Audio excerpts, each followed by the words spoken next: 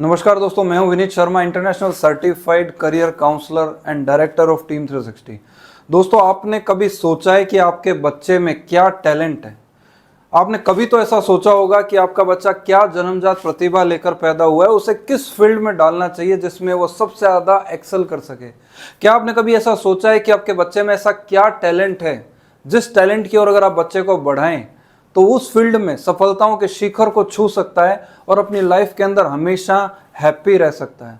कभी तो आपने सोचा होगा कि यार कोई तो ऐसा टूल होगा जो टूल हमारे बच्चे की जन्मजात प्रतिभा को बता सके कि उसे किस फील्ड में डालें, उस बच्चे का ब्लूप्रिंट हमारी आंखों के आगे आ सके, उसके लिए रोड मैप तैयार हो सके।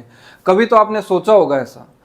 अब मुझे नहीं लगता आपने सोचा या नहीं सोचा, लेकिन हमारे देश के प्रधानमंत्री महोदय ने उसी टूल के बेनिफिट्स को बताने के लिए हम सभी लोगों का ध्यान आकर्षित किया है। और सॉफ्टवेयर एनालिसिस करें और बताएं कि ये बच्चा आपका इस प्रकार का बिहेवियर करता है, मतलब ये इसके अंदर इनहेरेंट क्वालिटी पड़ी है, इनहेरेंट टैलेंट पड़ी है। माँ बाप को गाइड करता चले।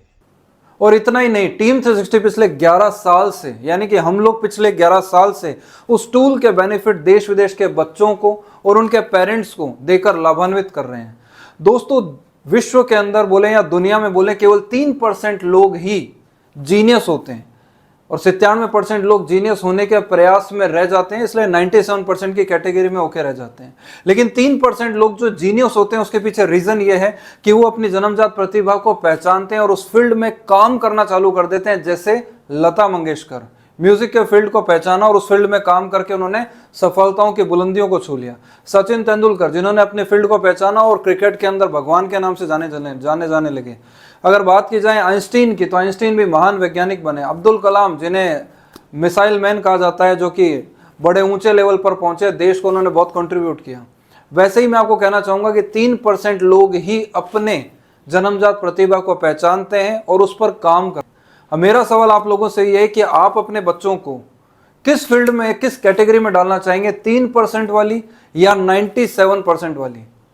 अगर मैं सोचूं तो मैं ऐसा समझता हूं कि आप as a mother, as a father, आप चाहेंगे कि आपका बच्चा जीनियस वाली कैटेगरी में जाए, 97%, 97% वाली कैटेगरी में नहीं जाए। या मैं कहूं कि आप एक बार ऐसा प्रयास करके जरूर देखना चाहेंगे उस टूल को यूज करके, ताकि क्या पता आपका बच्चा भी 3% वाली कैटेगरी में आ सके। अदरवाइज 97% वाली कैटेगरी वाले लोग के अंदर टैलेंट तो बहुत होता है, लेकिन वो अपने टैलेंट को पहचान नहीं पाते, वो उजागर नहीं होता, उसके कारण वो उस टैलेंट पे काम नहीं करते और वो 3% वाली कैटेगरी में नहीं आ पाते हैं। लेकिन चलिए, अभी हम लोग वीडियो के अंदर जानने वाले हैं कि ऐसा वो कौन सा टूल है जिसके जरिए आप अपने बच्चे की जन्मजात प्रतिभा को जान पाएंगे, बच्चे की स्ट्रेंथ और वीकनेसेस को जान पाएंगे, बच्चे के ब्रेन कि लेफ्ट और राइट ब्रेन के बीच में कितना डिफरेंसेस है ये जान पाएंगे। आप बच्चे के लर्निंग स्टाइल को जान पाएंगे कि वो कैसे सीखता है, बच्चे के 4 तरह के पिलर्स को जान पाएंगे कि बच्चे का IQ लेवल कैसा है, EQ लेवल कैसा है, CQ लेवल कैसा है, एडवर्सिटी क्वोशंट कैसा है, बच्चे की ओवरऑल स्ट्रेंथ और वीकनेसेस के आधार पर उसे किस फील्ड में डाला जाए जिसमें वो सबसे ज्यादा एक्सेल कर सकता है, इसके बारे में आप जान पाएंगे। चलिए हम लोग जानते हैं उस टूल के बारे में।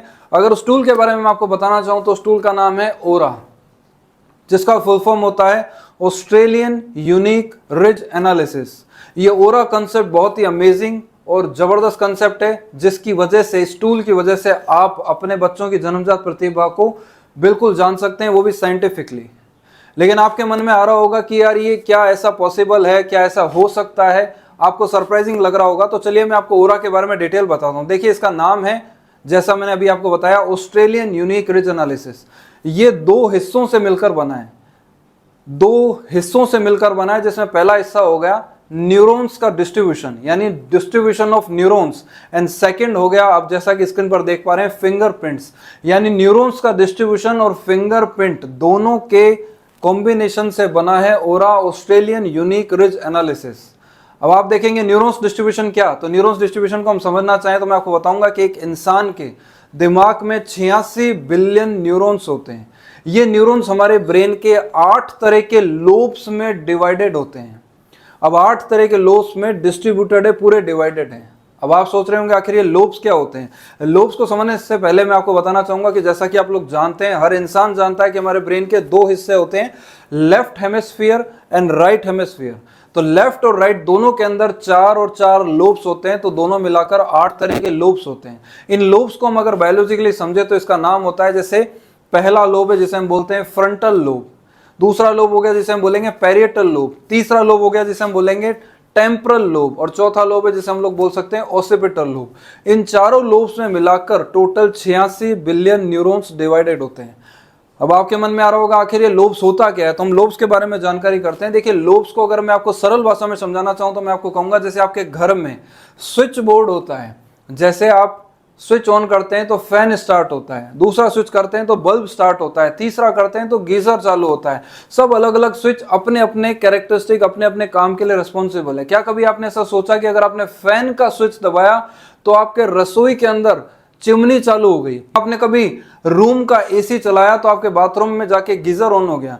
या बाथरूम की लाइट ऑन करते हैं तो आपके घर के बाहर कोई और ट्यूबलाइट चालू हो जाती है? कभी ऐसा पॉसिबल है? नहीं। ये जब तक पॉसिबल नहीं है जब तक कोई कनेक्शन गलत ना हो।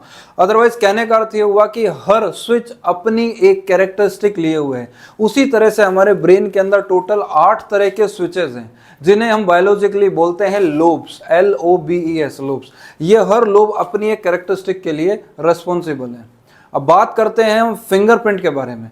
फिंगरप्रिंट से हम इन ही ब्रेन के लोब्स के अंदर डिवाइडेड न्यूरॉन्स की डिस्ट्रीब्यूशन को जान सकते हैं कि ब्रेन के अंदर जो 8 तरह के लोब्स हैं, किस ब्रेन के लोब में कितने नंबर ऑफ न्यूरॉन्स हैं, इसकी जानकारी हमें हो सकती है, क्योंकि हर ब्रेन का लोब अपनी एक कैरेक्टरिस्टिक के लिए रिस्पॉन्सिबल है।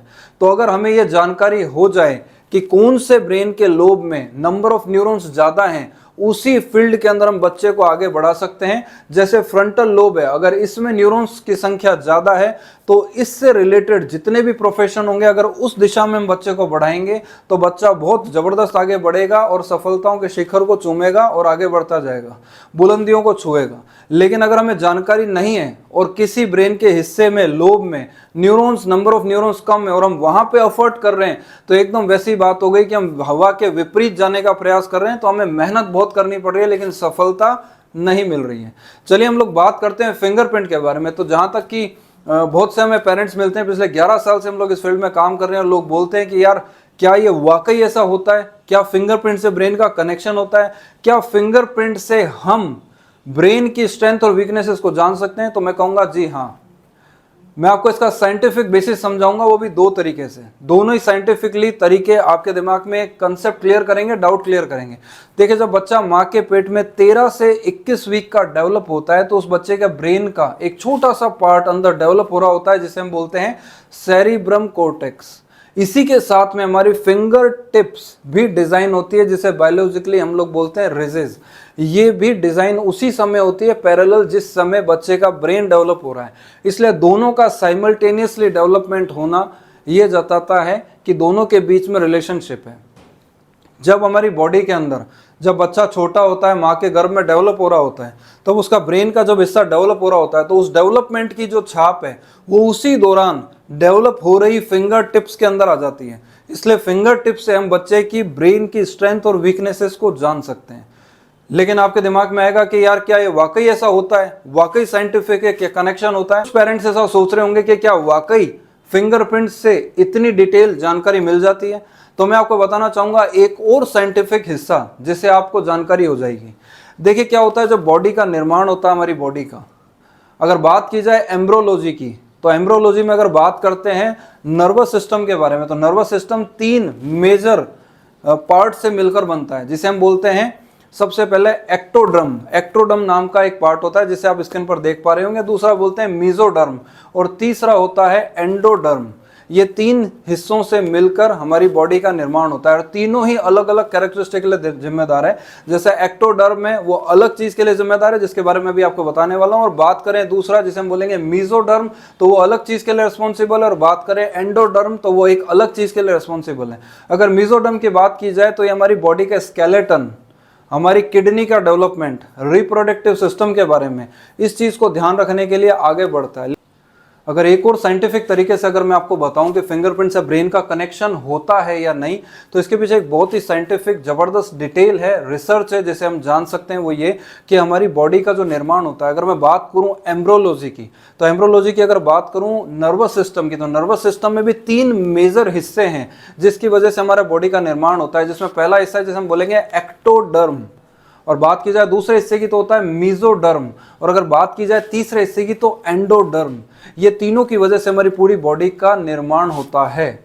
बात करें अगर मीजोडर्म की, तो मीजोडर्म किन चीजों के लिए रिस्पॉन्सिबल है? हमारी बॉडी का स्केलेटन के लिए, हमारी किडनी के डिजाइन के लिए, रिप्रोडक्टिव सिस्टम के लिए, मसल्स के लिए। ये होता है मीजोडर्म के अंदर डेवलपमेंट के लिए रिस्पॉन्सिबल। सभी जो ऑर्गन्स हैं वो उसके लिए रिस्पॉन्सिबल है, मीजोडर्म की वजह से बनते हैं। अगर बात की जाए एंडोडर्म की बात करें तो ये ग्लैंड्स का हमारा डिजाइन करता है, निर्माण करता है। ग्लैंड्स का, लंग्स का, लिवर का, ये हम लोगों का डिजाइन करेगा, साथ में या डाइजेस्टिव सिस्टम का, ये करता है कौन है? एंडोडर्म। लेकिन बात की जाए इस वीडियो के अंदर जिस पे हम बात करने वाले वो है एक्टोडर्म।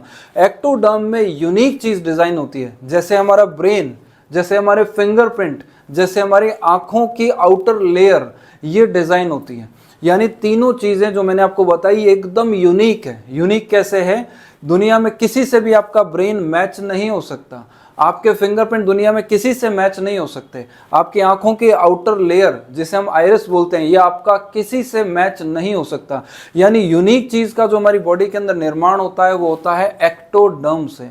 एक्टोडर्म से यूनिक चीजों का डेवलपमेंट होता है, इसलिए पूरी तरह से साइंटिफिकली प्रूवन हो चुका है कि एक सेल एक्टोडर्म से स्किन हमारी तैयार होती है, हमारी आंखें तैयार होती है और हमारा ब्रेन तैयार होता है। इसलिए ब्रेन और स्किन के बीच में कोरिलेशन पाया जाता है। दोस्तों पूरी तरह से ये बात प्रूवन हो चुकी है कि फिंगरप्रिंट और ब्रेन का कनेक्शन होता है, वो भी साइंटिफिकली।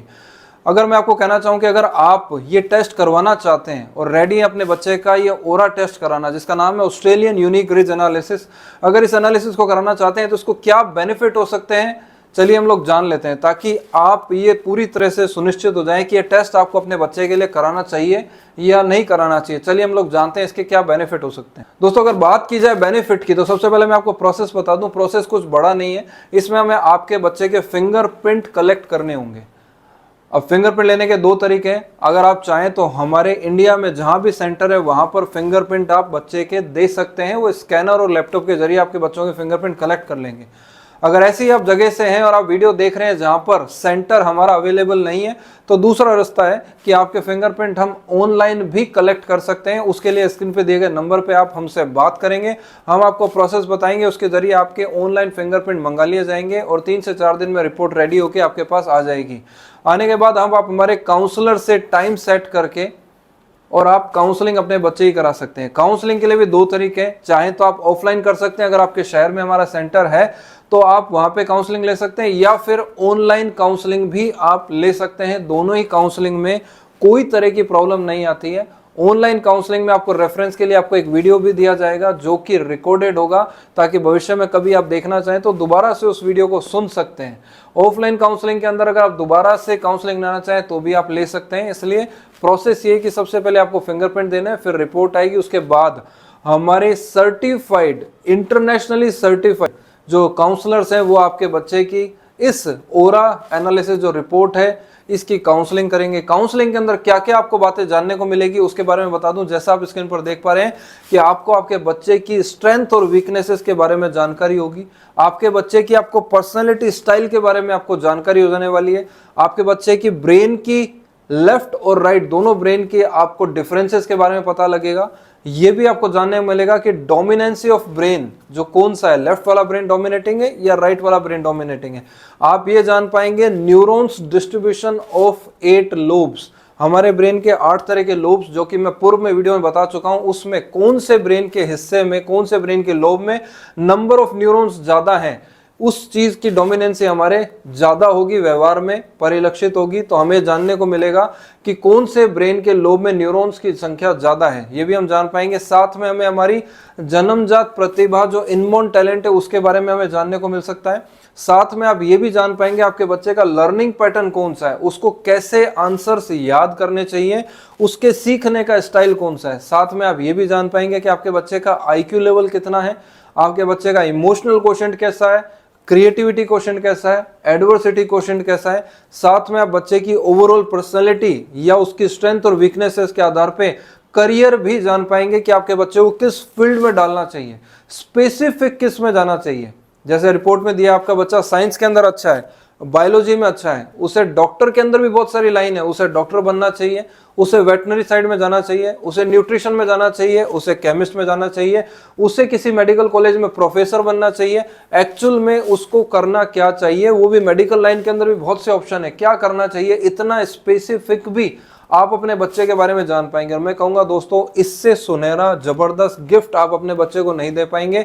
यानी आप उसे गिफ्ट देकर उसके सामने एक ब्लूप्रिंट रख रहे हैं, एक रोड मैप रख रहे हैं, आप उसे डायरेक्शन देख रहे हैं कि आप अपनी जन्मजात प्रतिभा के अकॉर्डिंग इस फील्ड में चलेंगे, आप कम एफर्ट में ज्यादा रिजल्ट हासिल कर पाएंगे। अब दोस्तों चॉइस आपकी है कि आप अपने बच्चे को जीनियस बनाने वाली 3% कैटेगरी में लेके आना चाहते हैं, जैसे जीनियस लोगों का जन्मजात प्रतिभा के बारे में उन्हें पता होता है और उस पर काम करते हैं, या आप 97% वाली कैटेगरी है जिन्हें जन्मजात प्रतिभा बहुत अच्छी मिली है लेकिन वो पहचान नहीं पाते, उजागर नहीं हो पाती, इसलिए 97% की कैटेगरी में रह जाते हैं। चॉइस आपकी है कि आप अपने बच्चों को किस फील्ड में डालना चाहते हैं, 3% वाली या 97% वाली।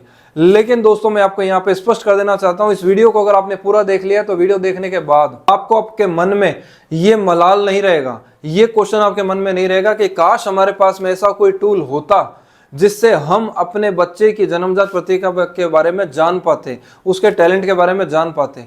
तो अब आप ये किसी को नहीं बोल पाएंगे, क्योंकि इस वीडियो को देखने के बाद आपको ये चीज क्लियर हो गई होगी कि टूल तो है, लेकिन अब चॉइस आपकी है, करना या नहीं करना। अगर आप करना चाहते हैं तो स्क्रीन पे दिए गए हेल्पलाइन नंबर पे आप बात कर सकते हैं, हमारी टीम से बात कर सकते हैं, आप मुझसे बात कर सकते हैं और एक डिसीजन ले सकते हैं अपने बच्चे का ये टेस्ट कराने के लिए, ताकि आपके बच्चे को सुनहरा भविष्य आप लोग दे सकें। आप सब लोगों ने इतने ध्यान से सुना इस वीडियो को, उसके लिए बहुत बहुत धन्यवाद। आपसे दोबारा मुलाकात करेंगे नई इन्फॉर्मेशन के साथ। लेकिन मैं आपको कहना चाहूंगा, इसी तरह की नई नई इन्फॉर्मेशन, आपके बच्चे से रिलेटेड इन्फॉर्मेशन जानने के लिए प्लीज इस चैनल को सब्सक्राइब कर लें और बेल आइकन पर जाके क्लिक कर दें, ताकि सभी नोटिफिकेशन जो इस वीडियो पर आने वाले हैं, इस चैनल पे आने वाले हैं, वो आपको पहले मिल जाए। चलिए मिलते हैं आपसे नए वीडियो में किसी नई इन्फॉर्मेशन के साथ।